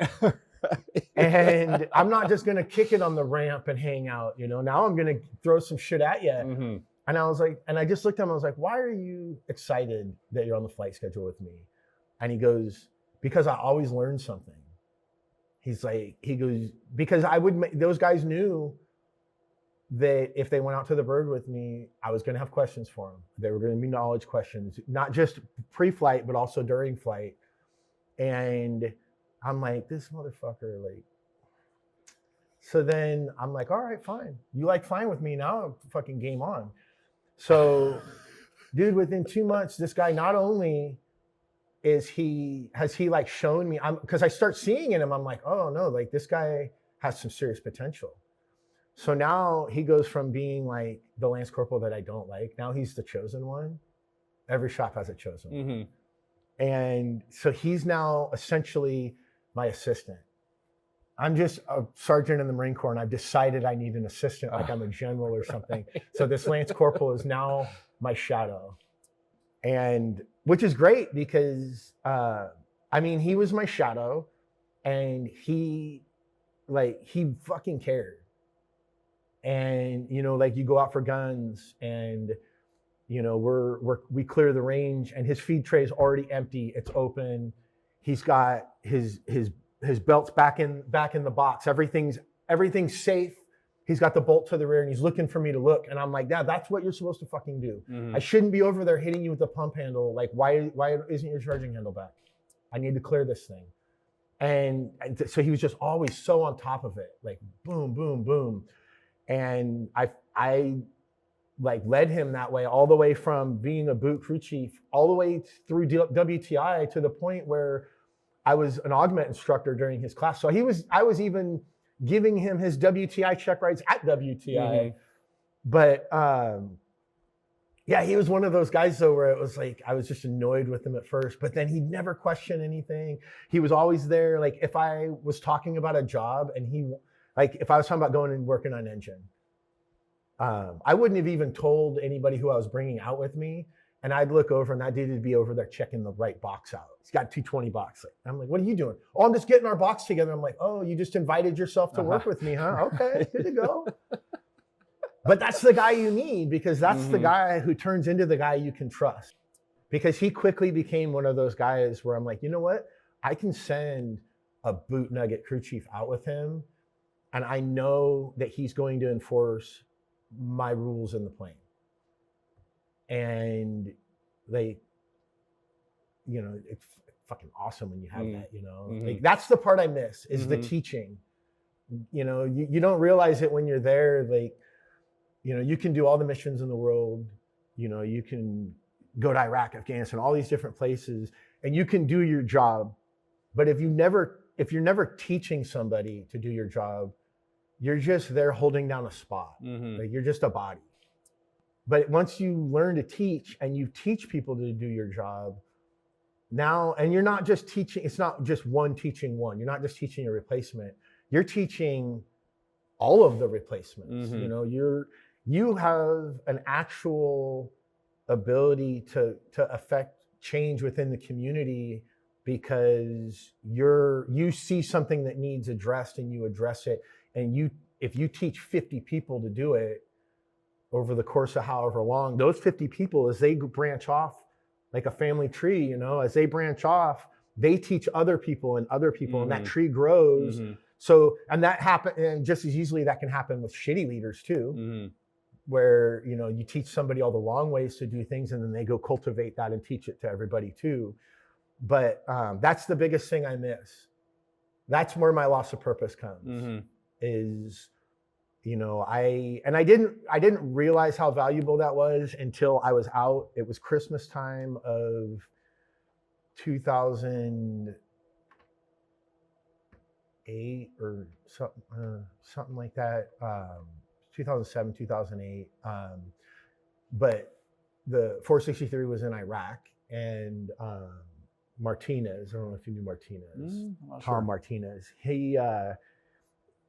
They were crewing and they got engaged at night, and he was on the ramp, and it was one of the first times they had been engaged in country, so it's new to everybody. And, you know, it's a lot different when you do DM, and, you know, it's a pretend surface to air missile, it's a pretend gun on the ground, and you're just flying through the motions.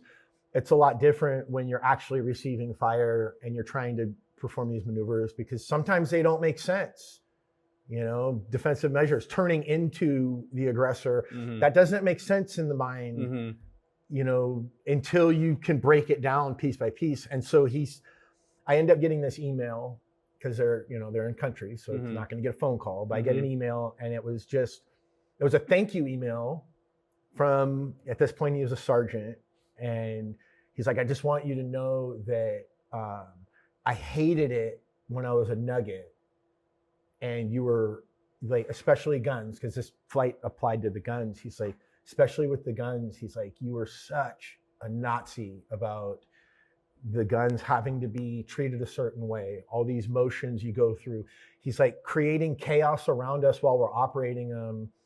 He's like, dude, he says, we got engaged tonight. He goes, it was effective fire. It was this gun on the ground, a manned gun. He's like, it was effective fire. He goes, and both cockpits, he's like, both cockpits were, everybody's searching, like it's a lot's going on. Everybody's trying to work through it. And the other aircraft, the pilots are all skittish. Like only in the Marine Corps are you allowed to just engage with a fucking machine gun from the side of a helicopter and not have an officer tell you it's okay, because you always have your right to self-defense. And if you think the fire is effective, then you have that right to fire back. Doesn't matter if the pilot up front is saying not to shoot, because they don't have the same, the reason you're on the guns in the back is because all they can see is from 3 o'clock to 9 o'clock and forward. So they don't know what's going on behind them. And when you're getting engaged, it might start at 2 o'clock, but it's very quickly at freaking 6 o'clock. And they can't see it. And so these pilots were telling them not to engage, it's not effective. And this, now mind you, this same area, these guys had been getting shot at every night. They didn't know where from. These guys were just really good at hiding this thing during the day. Well, they get engaged and fucking Tom smokes these dudes and engages. And like, at this point, he's from the ramp, and he's the first 53 guy since we started putting ramp guns back on to engage in combat. So of course, like he's the big shit now. Like everybody wants to talk to him, but he sent me this email and he's like, hey, I just want to say thank you for being such a fucking asshole. He goes, because when everything was falling to shit last night, he's like, and Dash 1 is calling that we're not cleared hot on guns. And he engaged anyway. And the CO was in his bird. And the other pilot in their bird was saying not to shoot. And the CO ends up coming across the ICS and he's like, no, whoever's doing that, keep doing what you're doing. And so he's like, he sends this email. He goes, I don't know what the outcome might have been one way or the other. He goes, but I do know that the fact that you were the way you were is exactly why I know for sure that's why I'm here. Like, because I was able to keep my head in the bird. He goes, and it all made sense last night. And that's the thing, like it never makes sense until you have that in-flight emergency and all the pieces fall into place. It never makes sense why you practice auto rotations until you auto rotate for real. And that was the moment where I was like, you know what? Like, cause at that time, like I had gotten to the point where I was like sulking. I was divorced.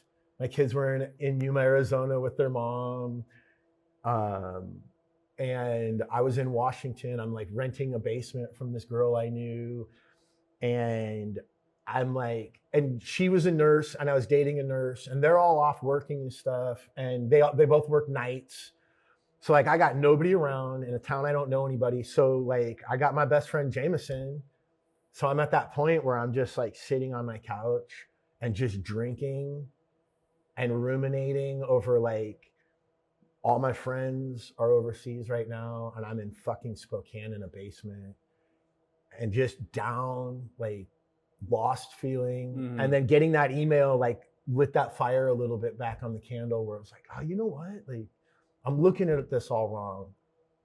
Like the fact that I spent so many years teaching guys, you were one of my students, you had the students and then guys that were fleet guys, taking them all the way up to becoming WTIs and watching them go off into their own careers. And, after I had gotten that email, I started really looking at it. I was like, you know what? Like I did incite some change because, while I chose to leave at 12,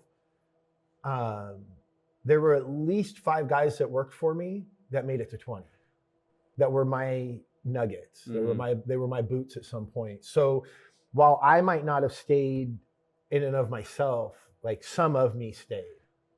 Like somebody, like I made some level of a difference for somebody. But that's that, like I said, that's where I feel that loss of purpose though, because now here we are all these years later, and it's like when these customers come in, it's like, I need you to hurry. And it's like, no, you don't. I don't need to hurry for any of this crap. Like, you know, you almost thirst for some adventure or something to happen. Like, I love when somebody comes in with an emergency fix on something. It's like, fuck yeah, like this is a problem I can fix in real time. You know, like I feel like I can click into that mode, like, oh shit, I'll get you right back out of the chalk. But I didn't think a lot of us struggle with that. I don't know about you. You struggle with that loss of purpose? Yeah, and it's because it's immediate and it's required of you day to day, and it's like the mission's put out right in front of you. You know, whether you're the crew chief and you're going flying that day, or you're the supervisor, whatever it is, it's immediate. Results are more or less like they're immediate too. They're gonna happen in that same day. And everybody has a place on the chessboard. Yeah, it's almost like civilian life when you get out too. It's like you want yourself to be held to a certain standard, and you want everybody else to be held to that standard around you. And it's like I beat my head against the wall figuratively for so long, even almost 7 years working on the same aircraft, you know, tearing the planes down and building them back up and everything. It was like, there's still guys there who, like I say, it's like half of them, it's just like they're just collecting a paycheck. And it's like, guys, like these things fall out of the fucking sky if something goes wrong. Like you better fucking act like you're on the line every single time you do your work and you stamp work off and everything. And it's like, I'm going on a bit of a tangent here, but it's like 100%. So many times that it's like I'm doing whatever kind of job, and like I see some other work that had gotten done there, and it's like, well, who the fuck did this? Like this was not done appropriately, or it's not finished, or you know, or it's done sloppily, or whatever it is. And it's like, okay, you go and look in the book and see who stamped it off, and it's like, but I'm the bad guy instead of going to the supervisor there, because you had to be, you know, federal employee to be a supervisor there. I was the bad guy for going, hey man, come check this out. Let me show you, you know, some stuff that could have been done differently here. I was the bad guy for going straight to the guy, thinking that like he gives a fuck about the quality of work he's doing. And it's like, it's almost like you say that where we were at in Hawaii, you know, the 53 Delta, the older version of the aircraft with less guys, you know, amongst a few squadrons, where it's like you had to kind of shift around and help each other out sometimes. Whereas like, I remember going over to 362 and helping with a rig, you know, and just Vermillion called me one night. He's like, and we didn't even know each other. Like, and he's like, hey, Damon Jones told me I should call you because you've dealt with this before. And I just went on, like, just walked down to the other hangar to help them. And they would do the same for us. But then you tell the guys on the East or West Coast that you have that kind of an inner working relationship with the other squadrons, and they just can't fathom it because, like, I guess it's a different world. Like, we had to depend on each other. Just like classic cars. Like, when you're running a bunch of classic cars with a bunch of other dudes running classic cars, like, you know that eventually you're going to break down and you're going to need them. And they know that they're going to break down. They're going to need you. And so that we were like that community there where we knew the only way for us to survive was to survive together as a team. And we just worked that way. And one of the great things that I'm happy about being at 362 as well is that, you know, to some extent there was kind of a, you know, a little bit of a stigma against crew chiefs because, you know, of course, in other places, crew chiefs, and especially in the other branches, if you're a crew chief, you just fly. If you're a mechanic, you work on the aircraft, but there's really no molding or, you know, blending of those. Whereas like, especially for us in Hawaii, as limited, you know, as everybody was, it's like, if you're a crew chief, it's like, you better be like sharp on that aircraft. And really almost, it seems to me that they wanted you to make standard as if you were a mechanic. I made all of my crew chiefs maintain the same standards. Yeah. Because as far as I was concerned, we went to the same school and then we went to a follow-on school, which means you have extra to do. You chose to take on that extra flying duty, but the Marine Corps still sent you to school to be a mechanic. And you are no value in that plane. That's why I didn't like S shops to be flyers. You had to have a plane captain certification before you could get on flight orders. It didn't matter who you were, because like you're no value in the plane if you can't do anything, you can't sign any of the books. You don't even know what you're looking at. Like at least if you go out there and just rag the plane, you're doing something that I'm gonna have to do anyway. You're just doing it so I don't have to do it. But like, you still got to bring something to the table. And if you're just a crew chief and all you do is go fly and don't work on those planes, what about an in-flight emergency? Like, what if you sat down somewhere and now you have a maintenance issue? I'll be fucking damned if I'm going to be sitting in the shop and I'm going to send somebody on a junk run to the Big Island and they're going to touch down. I'm going to get a fucking phone call. Oh, hey, I have this issue and I need a mechanic. Motherfucker, you are a mechanic. You better figure that shit the fuck out. So and that's why I made the flyer guys. If you weren't on the flight schedule to fly, you weren't in a flight suit. You were in blue coveralls. Because for one, those flight suits are Nomex. They're not supposed to get soaked with hydraulic fluid just to do maintenance. They're meant to go flying, and the coveralls are meant to work in. Even when I would fly, I would wear coveralls while I D&T'd the plane because I didn't like the feeling of hydraulic fluid soaked through my flight suit and rubbing on my skin. So I keep my flight suit clean until right before it's time to go close up the bird. And but that also, like you said, it keeps those guys. Everybody's invested in the plane then too. There's nobody that's just, oh, he's just a mechanic. No, I should be able to send a mechanic out to D&T a plane, and I should be able to send a crew chief out to adjust a fuel control. I should be able to, it shouldn't matter. And Hawaii had that culture because we had so few people. You had to train everybody. And it made it more valuable too, because then, it's like my kid driving a 50-year-old pickup truck. You want to drive a 50-year-old pickup truck? Absolutely, I will hook you up. But you're going to do the work on it, because when you have a problem, it's fine that I'm your first phone call, but you need to be able to articulate something to me. Not just it made a weird sound and now it doesn't run. You got to be able to articulate at least a location of a sound, mimic the sound a little bit, but ultimately the more experience you have, the more you have that ear to, oh no, I heard that sound, I know what's coming. And if you don't know that bird like that, then you don't deserve to be out flying. It seems like that transfers over to where you're constantly listening and feeling and smelling and like going off of everything. Like, okay, does everything feel fine? It's just like it's constantly going in the background on top of doing whatever your crew chief things are. And when you think about it, you've got, your gearbox is, the head spinning at 189 or 182, right? No, it was 189. I know the Echo's a little bit slower. I think Echo's 179, right? Yeah. Is it like 183? Maybe it is 182, 183. And then your tail rotor was 699. But then your drive shafts, you've got certain shafts that are at 4,000 and 2,000. But I guess what I was getting to is like you get to the point where in the plane, I could hear noises and I could tell the frequency.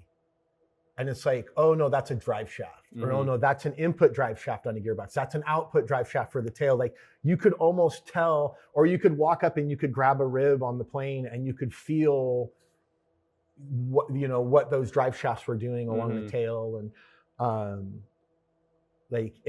I remember like when I first started flying, there was crew chiefs like that, and I'm like, man, how do these guys know? And then here I am, 2,000 flight hours later, I'm just going out and like getting called out, like, oh, hey, 06 is in the trucks. I need a troubleshooter, and I go out and just listen to it and be like, oh yeah, no, that's this. Or, oh no, that's a misread. I can hear why, and you just, not just that aircraft, not just the aircraft in general, but like each individual aircraft. Like certain ones would make certain sounds. Mm-hmm. You know, that you get the Sikorsky shake when you get into ground effect, and some of them felt different than other ones, and you learn that. And you get to the point where you go fly with another squadron and you've flown all of those planes, because there's, you know, especially in Hawaii, there's those deltas, they're just cycling them around. We're trading them off as we deploy. They're going to South Korea and back. And you get where you'd fly with another squadron. You're like, no. I know this aircraft. I've flown with it this many times. This is this. It's a common problem. And but that all comes with that experience, that drive to know too. And sometimes people have that. Sometimes you got to foster it in them. And that's part of that riding them, where they don't realize why they're listening, but they know they have to.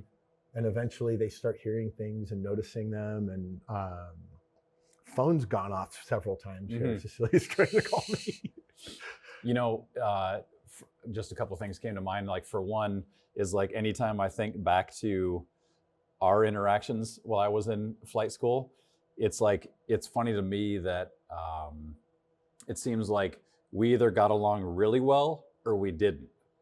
Yeah, I don't know what it was, like what, you know, was in, you know, your head, or, you know, how I was, you know, being perceived at, you know, 19 years old or whatever. But it's almost like, it's funny now to, like, look back at the fact that it was like, got along like we were buddies, or there was like some kind of, you know, tension. Well, and like, I think, like, you talking like in the, like at work in the hangar, or are you talking just in general? Yeah. Like, I noticed, like, one thing I used to do, like, cause I was like, I figured with these guys, like, you're going out flying with them. You know, if you ball the bird up, you're all going together. So, like, there's no reason for there to be like this big disconnect between ranks. Like, you kind of all have to learn to count on each other. And, you know, it doesn't matter if you're a master sergeant or a lance corporal, like, you all have to fly together and interact in the plane. And, like, there's no reason to have like this animosity. But I always had this rule about, like, as long as you could tell the difference between work and off work, we could be cool.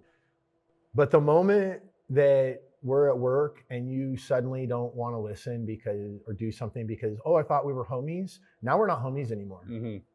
Like, because part of being friends with somebody, being close, is there's that expectation of, hey, I need you right now. I need to be able to depend on you. And the moment that you realize there's this disconnect, and that they're like, because there's guys that just aren't capable of that.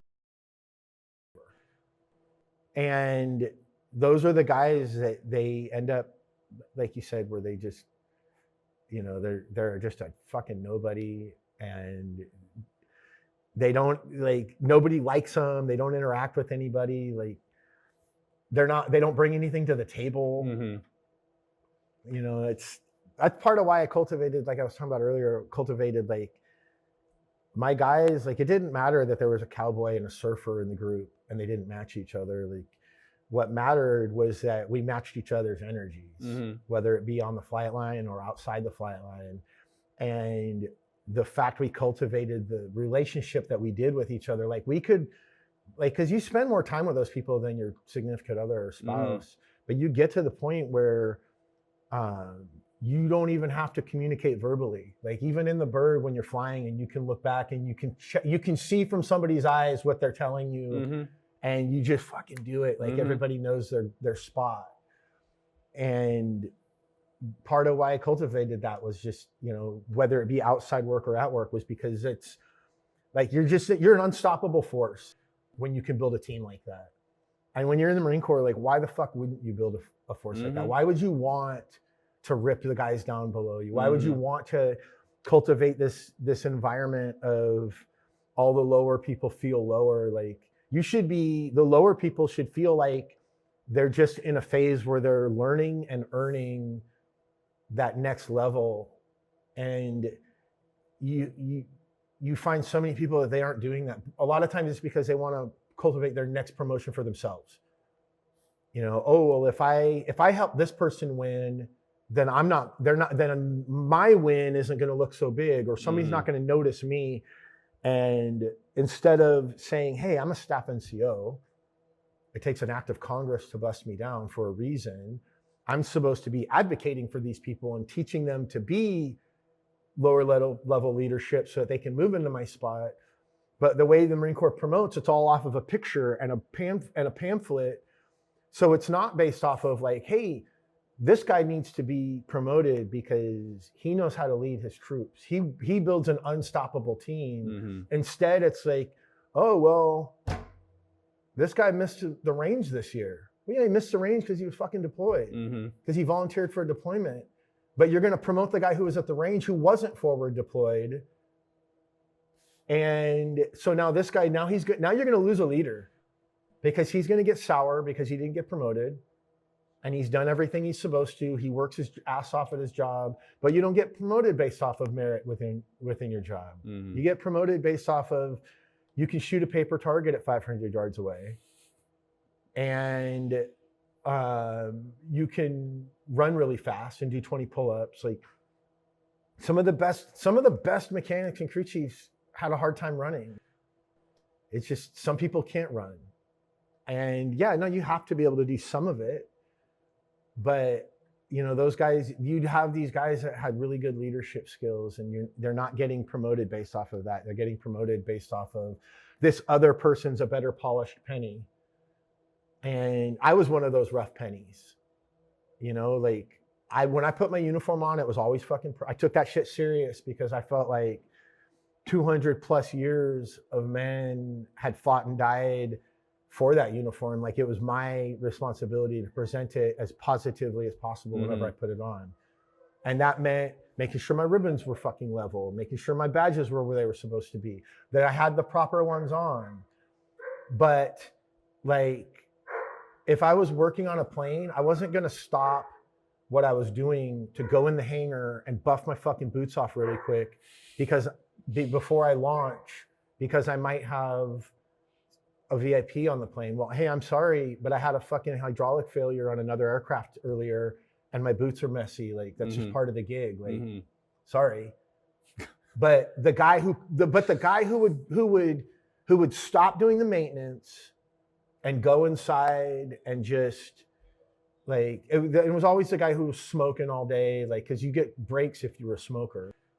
But like that guy would get promoted because they'd be like, oh, his boots are always polished. Well, yeah, because he's fucking leaving us out here to do the work while he's out doing that. Or the guys that like, he has all this extra, you know, he's taking classes after hours. Yeah, but he's sitting inside the flight line shack doing homework all day while we're working on airplanes. So he's taking up a warm spot where he should be doing maintenance on these planes. And instead he's earning a law degree, which doesn't even apply over here with what we're doing. Like, that's great, by all means. Now I recognize, yeah, you definitely take care of you. Because once you're out, there's nobody left but you. But at the same time, like, those are the guys that are getting promoted and end up in charge. It's like, the reason that you have shitty leadership is because you're not promoting the guys who are actually there for the mission accomplishment, who are actually there doing the things you need done. You're doing the guys that look a certain way. And that doesn't always work out.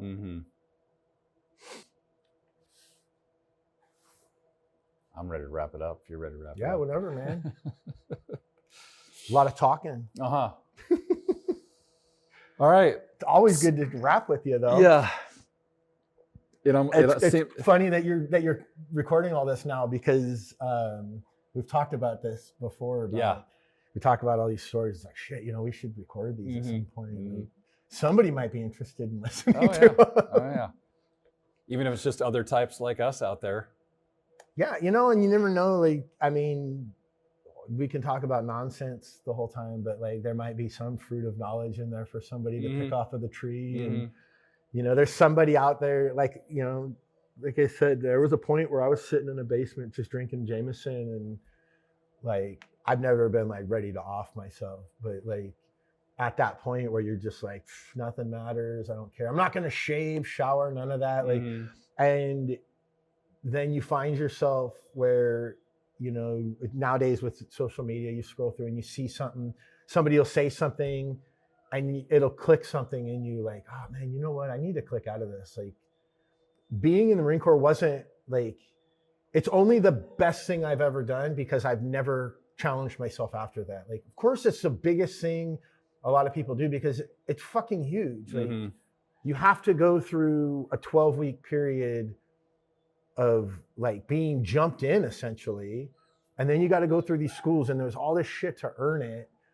So yeah, it's fucking valuable because there's a reason that not everybody can be a Marine. There's a reason that we can go to any other branch without going to their basic, but they have to go to our basic training because there should be proud that that's something big, but like you shouldn't, fall back. Like that was the best I'll ever do. Like if you look at every day as, well, I'm never going to match that, then yeah, you're never going to fucking match that because you're never allowing yourself to. And maybe somebody sees this shit. It's like, you know what? They're right. Like maybe I need to check myself. Maybe I need to get out of my head and go outside, try to find something to do. Like, and the thing is like, we were doing cool shit.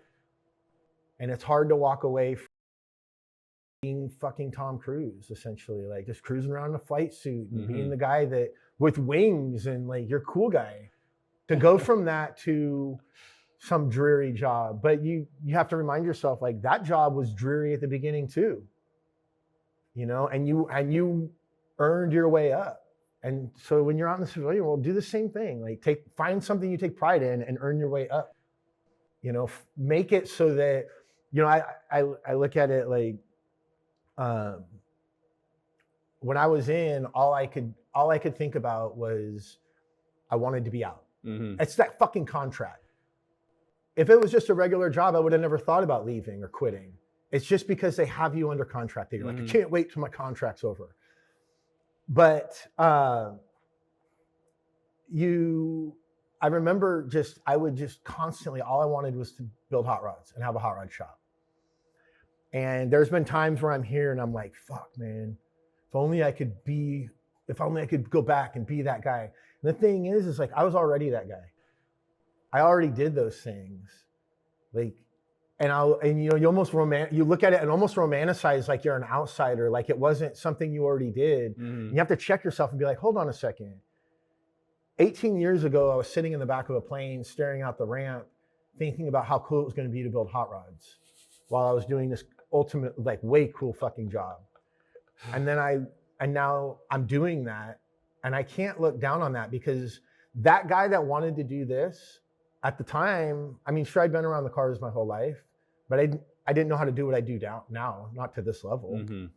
But that guy was dreaming about being this guy that I am now. And I'm still that other guy too. So this guy now has the upper hand on that guy back then. But you get in your own head and you forget that, like, oh man, I was so badass when I was in the Marine Corps. A lot of guys get fat because they're like, oh, they just give up and they just become stagnant and they sit in a couch and they watch TV and they think about all the things they did, like an old high school football player. And you got to get reminded like, hey, dude, there was a time when you were doing badass shit and wishing that you could do this other thing because you thought it was cool at the time. Well, now you've done both of those things. So not only are you're still that same person, you still carry all those same successes and trophies. You just have to remind yourself like, sure, things are tough today, but fuck, man, look at how far I've come. It's easy. Like I said, even here, I'll look around and be like, fuck, man, this place is burying me. But then I take a step back and it's like, no, it's not. Like, I begged for this. Like, I dreamt about having all this. It's not burying me. I'm just having to learn to swim better than I did before. And so hopefully hopefully this podcast works out and you can, maybe somebody will pick up that message and, you never know. That's the great part about these things. It used to be, you'd hear stories from grandpas and uncles and stuff, but that was the only way. Nowadays you can tune into Joe Rogan or whoever and just get whatever kind of message you're looking for. So hopefully somebody watches this and it takes off and you can expand on your cold plunge business with a podcast as well, and Mhm. it'd be awesome. Right on. Well, it looks like our batteries are actually going dead here. Good. So. Oh, yours is worse than mine. Mhm. I did more talking. All right. Well, there it is. Yeah, we'll definitely have to Perfect. do another one Yeah. at some point. So Yeah. something to talk about. Fuck yeah, I'm down Right on. anytime, dude. I like it. She kept putting her head here between my legs. I was like, just about to start laughing. God, Jerry's in there. Yeah, acting Oh like my he's dying. God, I wonder how much that this mic is picking up of that. Mm-hmm.